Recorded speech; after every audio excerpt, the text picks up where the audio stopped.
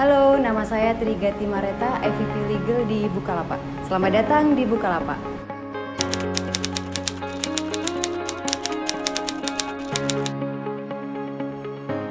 In-house counsel memegang peranan yang signifikan dalam perusahaan. Sebagai pihak yang memahami peraturan perundangan yang berlaku di Indonesia, in-house counsel adalah jembatan untuk perusahaan dalam menjalankan bisnisnya sesuai dengan ketentuan peraturan yang berlaku. Selain itu, in-house counsel dituntut untuk dapat memberikan jalan keluar atau way out terhadap permasalahan yang terjadi di internal perusahaan ataupun terhadap isu-isu tertentu dalam rencana bisnis yang akan dijalankan perusahaan. Sehingga dengan adanya in-house counsel diharapkan permasalahan ataupun isu tersebut dapat dimitigasi. Melalui penerapan good corporate governance, maka hal ini adalah salah satu tindakan preventif yang bisa dilakukan oleh perusahaan sebelum timbul suatu permasalahan hukum yang mungkin terjadi di kemudian hari.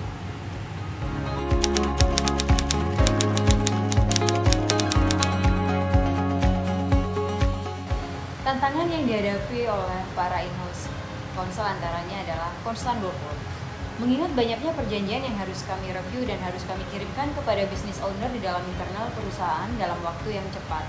Kebetulan di perusahaan kami ada SLA atau Service Level Agreement untuk melakukan review perjanjian atau dokumen hukum lainnya. Dengan demikian kami harus memaintain supaya kami selalu mencapai SLA tersebut. Hal ini mengakibatkan kami harus pintar mengatur waktu serta mengutamakan mana pekerjaan yang terpenting terlebih dahulu untuk dapat diutamakan pengerjaannya. Yang kedua adalah tambahan pekerjaan administrasi. Sebelum menandatangani perjanjian, kami harus melakukan due diligence. Hal ini berarti kita harus meluangkan waktu tidak hanya mereview perjanjian, tapi juga untuk mereview anggaran dasar serta lisensi yang dimiliki oleh partner dan vendor. Kita juga menganalisa apakah perusahaan akan bekerja sama dengan perusahaan yang telah memiliki izin yang tepat sesuai dengan rencana bisnis perusahaan. Selain itu, sebagai in-house counsel, kami juga harus selalu bisa mengadministrasikan perjanjian yang sudah kami review untuk dapat ditata dengan rapi di ruangan arsip. Bersyukur saat ini telah ada digital signing provider sehingga kami dapat memanfaatkan sistem tersebut untuk meminimalkan wet sign. Namun demikian, terkadang masih juga terdapat kendala di mana partner belum teredukasi dengan baik mengenai sistem tersebut. Sehingga hal ini mengakibatkan kami juga harus kembali kepada metode wet sign. Tantangan yang berikutnya adalah adanya ide kreatif dari business owner. Seperti kita ketahui bahwa bisnis jalannya selalu lebih cepat dari peraturan yang berlaku.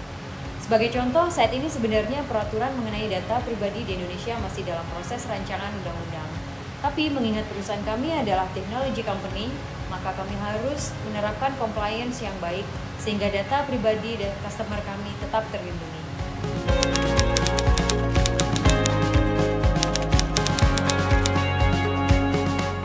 Pada saat kita memilih law firm, maka kita akan melihat track record atau pengalaman dari law firm terkait. Sejauh mana external counsel memahami rencana bisnis perusahaan. Kita dapat mengetahui hal tersebut pada saat external counsel mengirimkan credentials mereka kepada kami. Selain itu, kami juga memanfaatkan media pemeringkatan law firm seperti Hukum Online, IFLR 1000, The Legal 500, serta Chambers and Partners untuk mengetahui keahlian yang dimiliki oleh law firm tersebut serta band yang mereka miliki, apakah termasuk dalam band 1, 2, dan 3. Dengan demikian, kita juga bisa mengukur keahlian serta kemungkinan biaya fee yang akan mereka charge kepada kami.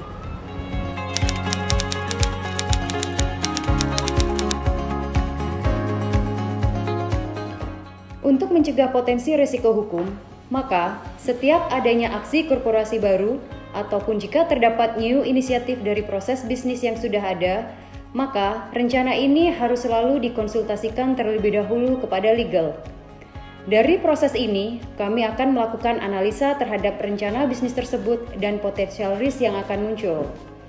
Kami juga akan mencarikan way out atau solusi sehingga risiko tersebut dapat dimitigasi dan proses bisnis juga akan dapat berjalan sesuai koridor yang berlaku.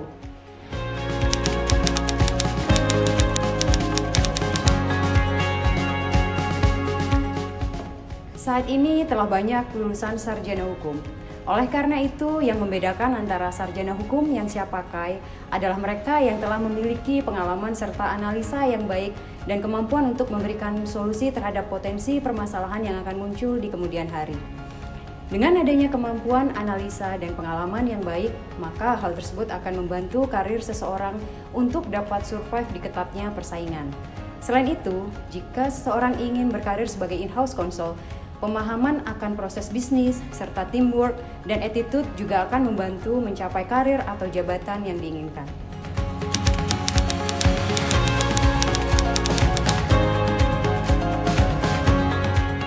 Pengalaman menarik yang saya rasakan adalah pada saat saya bekerja sebagai in-house lawyer di BUMN di perusahaan saya sebelumnya. Di sana saya diajarkan leadership oleh mentor saya, yaitu Bapak Sofwan Heri. Nilai-nilai seperti bekerja keras serta kekeluargaan adalah nilai yang saya terapkan saat ini di Bukalapak. Bersyukur saat ini saya juga bergabung dengan perusahaan di mana Direktur Finance kami, Ibu Natalia Firmansah, sangat suportif terhadap tim legal.